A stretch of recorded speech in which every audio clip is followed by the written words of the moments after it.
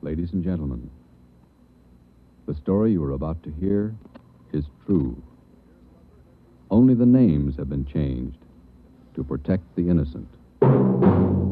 Dragnet.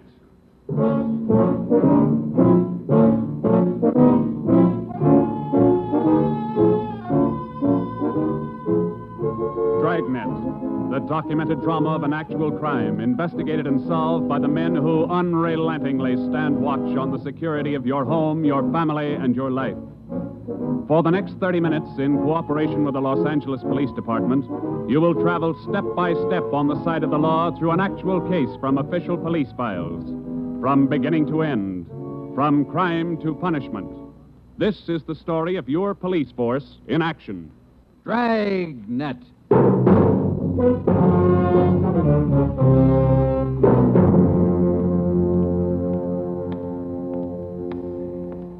It was Tuesday, March 25th. It was cold in Los Angeles.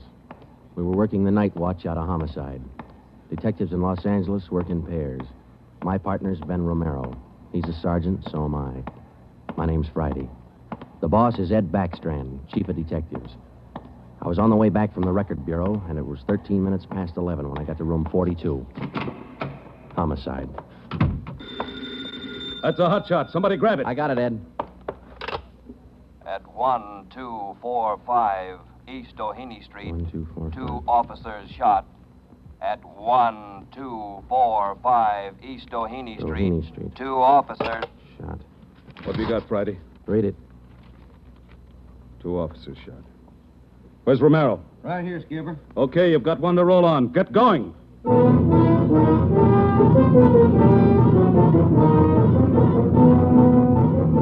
Both Ben and I knew where we were heading. We'd recognized the address. It was the Trapdoor Cafe, a joint in the south end of town that did business with a pretty rough crowd. 13 minutes later, we pulled up in front. 2 patrolmen had the crowd pretty well pushed back. There was a cruiser car in front of the cafe. The car door was open, and an officer was sprawled across the seat. He was conscious but weak, and one of his pant legs was pretty red. Hello, Sarge. Hi, how you doing? I've done better. Yeah, well, what happened? Williams and I were cruising. We've been keeping an eye on this cafe lately. Tonight we decided to take a look. And just as we went in, 2 guys left in a hurry, the back door. We followed them out into the alley. It was dark out there, and I called to them. I said, "Hey, fellas, just a minute, I want to talk to you." They stopped? I'll say. One of them whirled. He had a gun in his left hand. He shot both of us. Left hand, huh? Williams went down and out. I went down, but I took a shot at them. No effect. And I started crawling out here to the car so I could call in. You started crawling? Yeah. Wait a minute, Emerson. Weren't there any people around by that time? Oh, yeah, quite a few ran out after the shots. You mean nobody would help you to the car? That's right. Did you get a good look at either of the gunmen? Well, one of them was tall. I think he was a redhead. There was something funny about his nose. That's all I saw. It's too dark out there. Williams was closer. I think he got a good look. Joe, the other officer, Williams. He's in pretty bad shape. Is he breathing? He's still alive, Emerson. I don't know how much time he's got. Ambulance? On the way. Okay, let's round up all the men who are in the cafe. We're taking them in.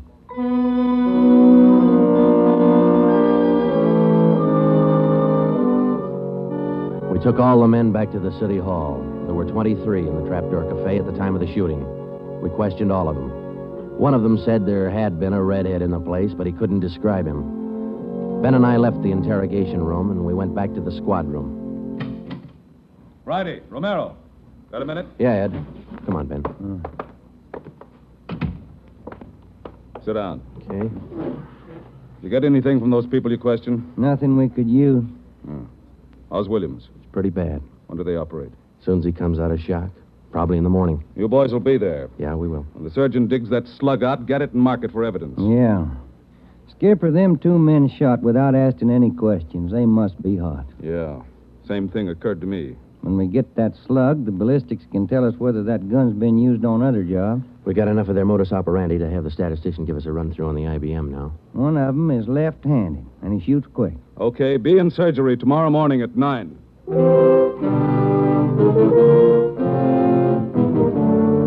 Neither Ben or I said much on the way home, but we were both thinking the same thing. I knew the chief was thinking it, too. Here were two men who'd shot a couple of police officers without asking any questions. Now, I suppose you've heard a lot of stories about what the force thinks of cop killers. Sure, we don't like to lose our friends and partners any better than anybody else would. Why not figure it this way? If these two guys would gun a couple of armed police officers, do you think they'd hesitate to shoot you, the unarmed citizen?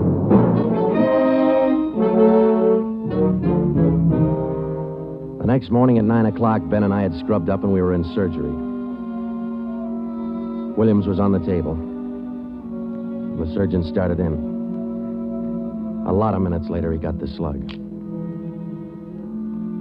As for Williams, they took out 7 feet of his intestine and said he might pull through.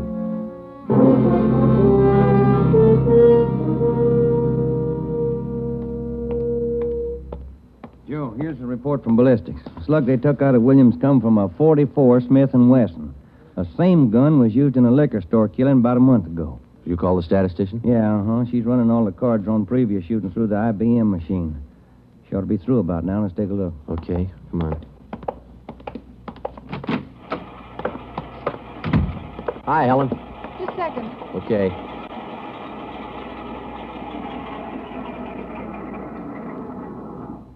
Well, that's it, boys. These cards will give you all the shootings pulled by two men on foot who shot quick, one of them left-handed. Right. They're all yours. You sure can tell a lot from just a bunch of little holes in these cards, can't you? I can't, but this IBM machine can. It never ceases to amaze me. Okay, shall we check the cards, huh? Yeah, sure.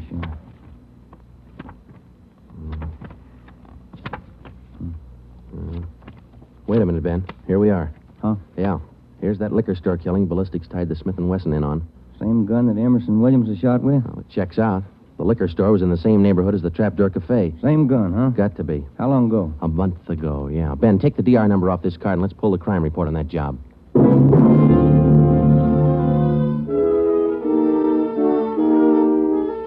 We pulled the crime report out of the files. It said that there was only one witness to that liquor store killing a month ago. That witness was a woman. Miss Forbes, I'm sorry to disturb you like this, but we'd like to ask some questions about that liquor store killing you witness a little over a month ago. Well, I told the police everything I knew about it then. Yeah, we know, but maybe you wouldn't mind telling us again, huh? Oh, no, I guess not. I've been trying to forget it, to tell the truth. It was pretty terrible, and I really didn't see so very much because I was awful scared. I understand.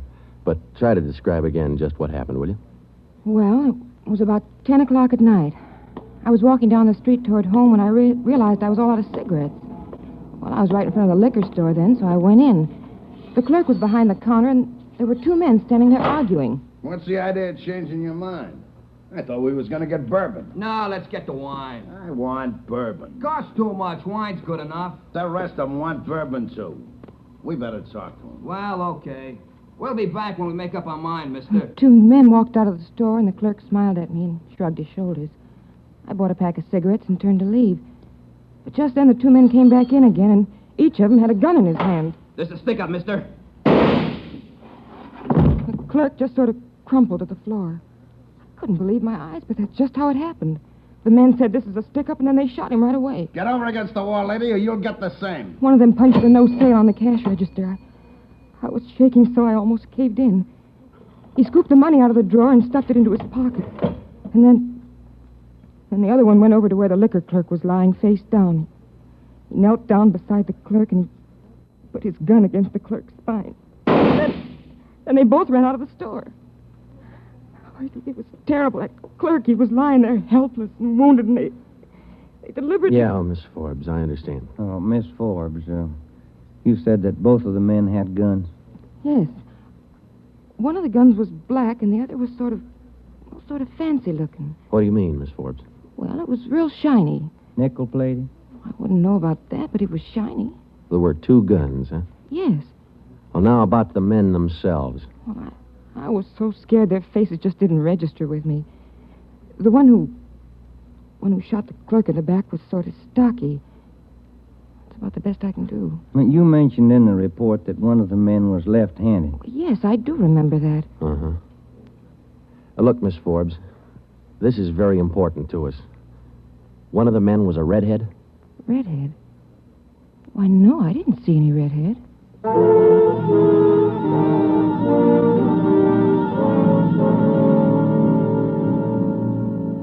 Skipper, me and Joe's run right smack into a stone wall on this thing. What's the complication? Well, there's more than one, Ed. In the first place, we know that the .44 Smith & Wesson was used in both shootings, but the descriptions of the men involved don't check. Police officer Emerson said he thought the man that shot him and Williams outside the Trapdoor Cafe was a tall, left-handed redhead. Said there's something funny about his nose. You think Williams got a better look at him? Well, probably did, but Williams isn't strong enough to talk yet. And a girl that witnessed the liquor store killing a month ago said that one of those men was left-handed. But she said neither of them was a redhead. And on top of all that, now we've got 2 guns to worry about. The girl mentioned 2 guns, so we checked the autopsy report on that liquor clerk. And, Ed, the bullet that actually killed him came from a .32-20, not a .44 Smith & Wesson. That fact didn't get any publicity at the time, did it? No, it didn't. Okay. We won't give it any publicity now either. We'll allow down it's just the .44 Smith & Wesson we're after. Because if whoever owns the .32-20 finds out it's hot, we'll never get it. Anything else? Well, we sent teletypes to all outlying stations in neighboring cities. Told them if they get any red-headed suspects, no matter what charge they got them on, to hold them for questioning. Yeah. Now, how about this .32-20, the actual murder weapon? Any leads on it? We've got one, Ed. We've been checking the records, and we discovered that 4 hours after the liquor store killing, a taxi driver in the neighborhood was shot and robbed. Slug was pretty well mashed, but there was enough to tell it was from a .32-20. So we're going over to question the taxi driver now. Good. Well, I think you boys are on the right trail. So far, what we've got is mostly unrelated facts, but sooner or later, those facts have all got to tie in at some point along the line. Find that point. Yeah,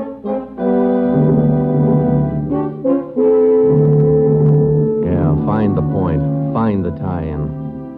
Well, Ben and I went over to see the taxi driver, a guy who was living on borrowed time. Yeah, it was about 2 o'clock in the morning when it happened.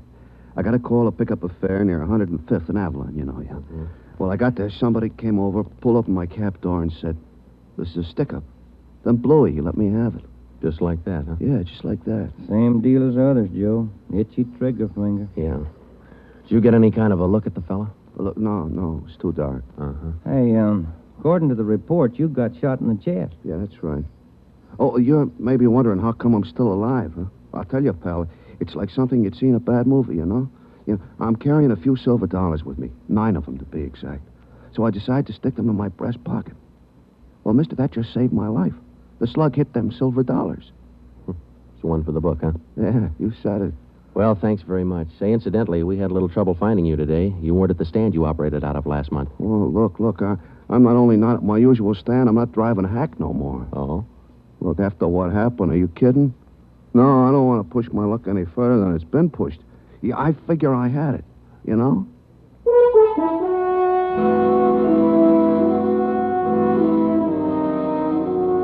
And about that time, Ben and I were beginning to figure we'd had it.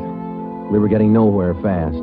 We had a few informants nosing around, but so far they hadn't come up with any leads. Well, Ben and I followed up all the teletypes that poured in. We just got back from Santa Ana, where we'd been questioning a red-headed suspect, and we'd flopped in the squad room when Chief Backstrand's door opened. Friday. Romero. Got a minute? Yeah, Skipper. Any luck with the Santa Ana Redheads? No, none at all. I guess you haven't heard the latest. We just now got back in town, Skipper. Early this morning, another cab driver got shot. What? Yeah. Man came up to his taxi, opened the door, said, "This is a stick-up," and shot him. Bullet went through one leg and into the other, but the driver managed to start his cab and drove over to a cafe. He called in from there. Boys recovered the slug? Yeah. It came from the same .44 Smith & Wesson that was used in the other 2 jobs. The cab driver get a look at the gunman? Yeah, briefly. Was it the redhead? No. Well, the stocky guy. He wasn't red-headed and he wasn't stocky. That's all the driver knows. Well, that's great. Skipper, this is beginning to sound like a Gun of the Month club. You reckon somebody's renting them guns out? Well, they're passing the guns around all right, but I think they're working together. The way they operate indicates that. Yeah, the trigger-happy routine. Killing is apparently more than a business to them. It's pleasure, too. That's why we've got to get to them fast. Come over here. All right. Come on, Ben. Here. Take a look at this map. Uh-huh. Here's the Trapdoor Cafe, and over here's the liquor store. And down here is where the first cab driver got shot. Mm-hmm. Right here's where the second one got it. All of the shootings have taken place within an area of 10 square blocks. Okay. Tonight we're going to throw a blockade around that whole area. Good. It'll go into effect at 10 p.m.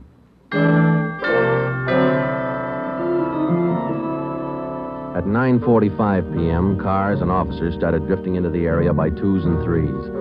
And at 10, when Backstrand, Ben, and I arrived, the whole area was sewed up tighter than a tick. Is now code 3. Pacific Ambulance Davis? 1. Got you. All set? All set. We got a primary line and a secondary line. If anyone tries to make a break, we'll pick them up in the secondary. Okay. Friday and Romero here will cruise around the area with me. Go to work, men. Every car in the area was shaken down. The same process was also followed on all persons on foot. The blockade went on all night. By the end of that time, we'd brought in 217 suspects. 26 of them were redheads. What's your name? Henry Wagner. Where do you work? Lumberyard. Which one? First star. What time did you get through work last night? About 6, I guess. What'd you do then? Had some dinner. Where? Harry's Grill. And what? Shot a little pool. Look, I tell you, I ain't done nothing. Now, let's go back to the day before yesterday. Did you work at... And that's the way it went all day long. We shot question after question at them, working them gradually back to the days on which the shootings had taken place. When it was all over, we got 6 men wanted in other cities on various charges. We got quite an assortment of guns and knives.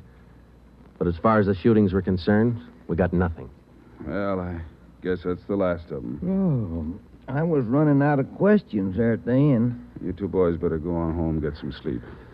Well, I was kind of figuring on checking back over the reports to see if we might have overlooked something. I said go on home. You two boys have been at it for 32 hours straight. Look at you. You're both so groggy you can hardly stand up. You need sleep. It's 4 p.m. now. Don't come back until 10 p.m.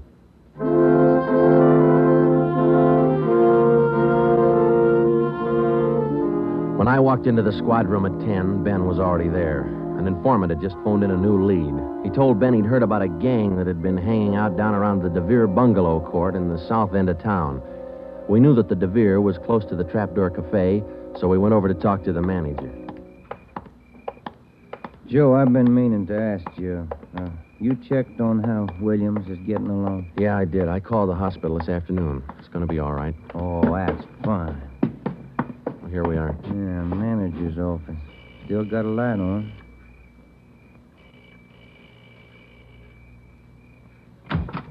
Yeah? I'm Sergeant Friday, police. This is Sergeant Romero. Yeah? We'd like a little information. Why, sure. Come in. Thank you.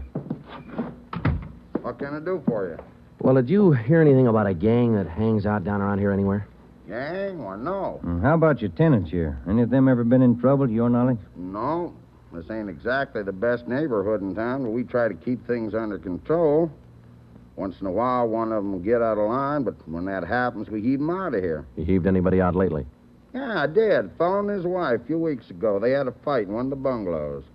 She took a shot at him, but she missed. Party by the name of Stuba, Carl Stuba. What did this Stuba look like? Oh, sort of tall, skinny. Was he a redhead?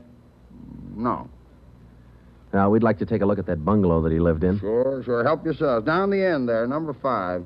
Still vacant.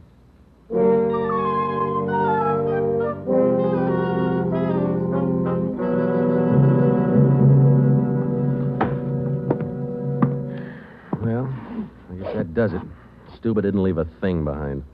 Matter of fact, we don't have anything to prove that this Stuba's tied in at all. We're only working on a hunch. Hey, Joe, look. Where?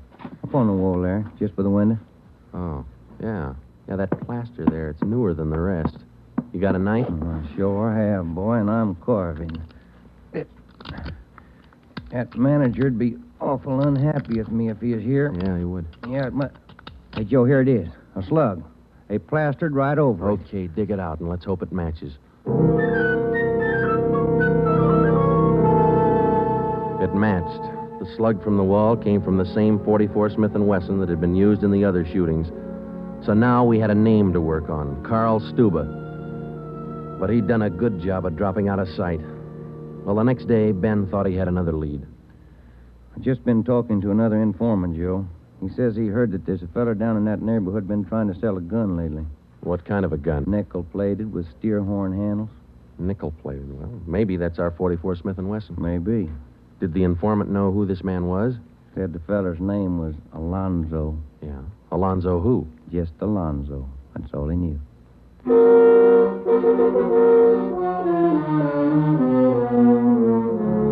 So now we had two names, Stuba and Alonzo, but no men to go with them. So we went back to making the rounds of the substations, interviewing red-headed suspects. We took a few of them to Williams, who was home from the hospital by now, but he couldn't identify any of them as the man who shot him. Still, we kept checking. Finally, we got around to the 77th Street station. We questioned the suspects they were holding there, and we just started to leave when one of the officers called us. Hey, Sarge, we're holding somebody else you might want to look at. Redhead? No. What's the charge? Suspicion of burglary. Small job. Oh, I don't know. What do you think, Ben? What's special about him? He lives in the same neighborhood where those shootings took place. All right. Where you got him? Down here. He admit anything? Nope. He's pretty surly. Here we are.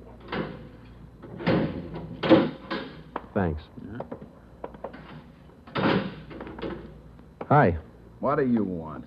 I'm Sergeant Friday. This is Sergeant Romero. We'd like to ask you a few questions. Look, I already told the other cops all I know. I didn't steal no radio from that jerk. What's your name? We've been through all that once. Come on, what's your name? Jackson. Alonzo Jackson. Alonzo. I looked at Ben, and Ben looked at me. This could be the Alonzo who'd been trying to peddle that Smith & Wesson. Ben and I both knew here was one suspect we'd have to be real careful with.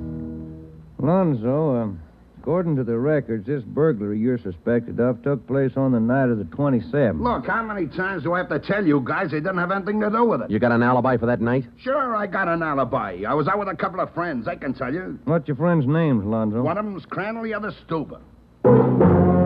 Stuba, the guy who used to live in the bungalow court. Well, we told Alonzo he'd have to produce his two friends to give him an alibi for the burglary charge, and he bit. He went with us, and he pointed out where Stuba was living now. No wonder we hadn't been able to find him. It was a little shack at the back of a lot behind two houses. We thought it was a chicken coop at first. We took Alonzo back to the station, then we picked up Stuba. He was surprised to see us and not very happy. We took him in. Next, Alonzo gave us Crandall's address.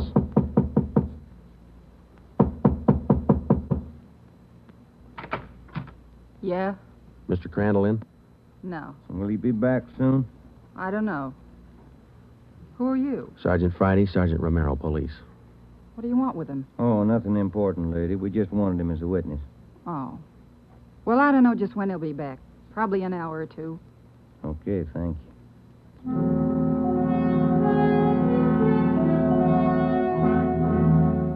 We went down the street away, and we staked out in the car. We sat there for about 5 hours, and then Ben nudged me in the ribs. Hey, Joe. Huh? Joe, take a look. Coming along the sidewalk. Yeah, and he's got red hair. Come on. Crandall. Huh? Your name Crandall? Who are you? Friday Romero, police. Police. What do you want with me? I haven't done nothing. Well, then you got nothing in the world to worry about. Come on.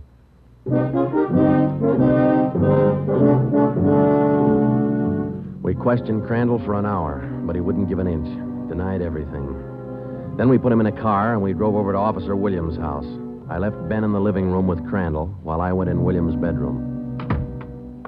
Hello, Sarge. Hi, Williams. How you doing? A little better, I think. That's fine. Look, we've got another redhead outside. Bring him in. Okay. All right, Crandall, come on in here. Who's in there? Why'd you bring me over here? Come on in here.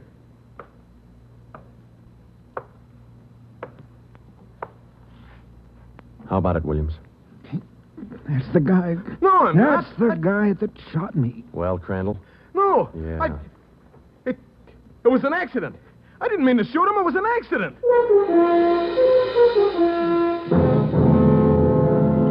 Once Crandall got started, he talked his head off.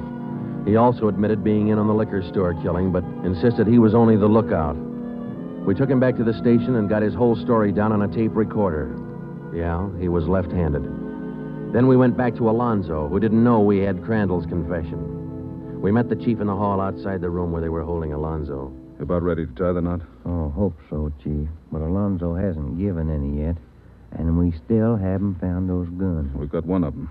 Which one? The Smith & Wesson. Stuba popped about that one 10 minutes ago. Said he left it with his girl. A couple of the boys are on their way over to get it now. That's good, Ed. That leaves just the 3220. You haven't mentioned the 3220 to Alonzo, have you? No. He still thinks we're after that Smith & Wesson, and that's the way we're going to play it right now. Go ahead. Look, how much longer are you guys going to hold me here? Didn't you check with those friends of mine? Alonzo, we got a tip that you've been trying to sell a gun lately. A gun? Yeah, 44 Smith & Wesson. Oh. No, it's not true. That Smith & Wesson's been used in a couple of robbery jobs this month, and we think it's your gun. That's a lie. Any proof of that? Why, yeah. Sure, I got proof of that. I used to have a gun, but it wasn't a Smith & Wesson. Look, if I tell you where it is, that ought to convince you, shouldn't it? It'll help things. Okay. I sold it to a neighbor of mine. He gave me $7. I'll give you his address. You sure it's not a Smith & Wesson? Sure, I'm sure. It's a 3220. Yeah, it worked. We went to the neighbor's address, and he admitted having bought the 3220, but said he'd lent it to a friend who'd never returned it. The friend had hocked the gun to a barber. The barber gave him $15 and a haircut for it. We finally got it from the barber, and we came back to the station. I'm all set, Joe. I'll be in the next room. Just give me the nod. Okay. Hello, Alonzo. Hey, you got the gun. Yeah, we got the gun. Well, now maybe you'll believe I'm on the level. Okay if I go now? I guess we won't be able to hold you here much longer. You can say that again, brother. You could have saved a lot of time if you'd have listened to what I've been trying to tell you all along. I guess you're right, Alonzo. Sure, I'm right. You know, you guys would be a lot better off. You believe guys like me the first time we tell you something. But on the liquor Instead store of job, running... I was only a lookout. I was outside. It was the other two who pulled that one. Stuba and Alonzo. Alonzo killed the clerk. Hold it, Alonzo. Dirty, All screaming right, rat. Alonzo, that's enough. Now, come on, how about it? What's the use? All right. That's like he said. Okay, Ben, bring the recorder in here. Alonzo's ready to make a record now.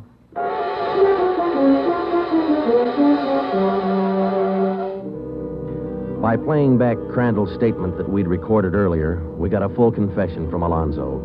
We took the three of them out and had them reenact the 4 shootings, and we photographed it on sound film.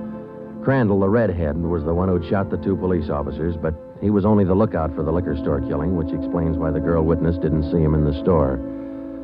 Stuba and Alonzo were the ones who pulled that job, and Alonzo, the worst of the bunch, was the one who put the 3220 against the spine of the wounded clerk. The 3 of them took turns at shooting the cab drivers and robbing them. That accounted for the mixed-up descriptions, including all that left-handed business. 2 of the 3 suspects happened to be left-handed. Well, that was the crop. Crandall, Alonzo, Stuba. 4 shootings, 3 robberies, 4 attempted murders, 1 murder. The 3 men were tried and convicted. They're all in the state penitentiary. Crandall's there for life. Alonzo and Stuba, they'll be executed next week. File it, will you, Ben?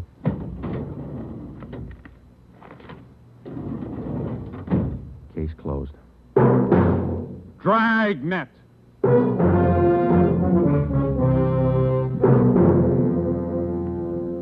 The story you have just heard was true. Only the names were changed to protect the innocent.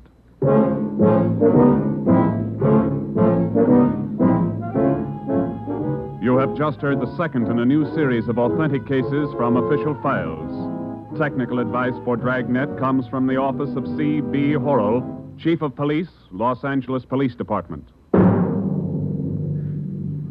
Tonight's program is dedicated to Radio Officer Delmer E. Cook of the Los Angeles Police Department, who, on the afternoon of December 6, 1948, gave his life so that yours might be more secure. Dragnet came to you from Los Angeles. This is NBC, the national broadcasting company.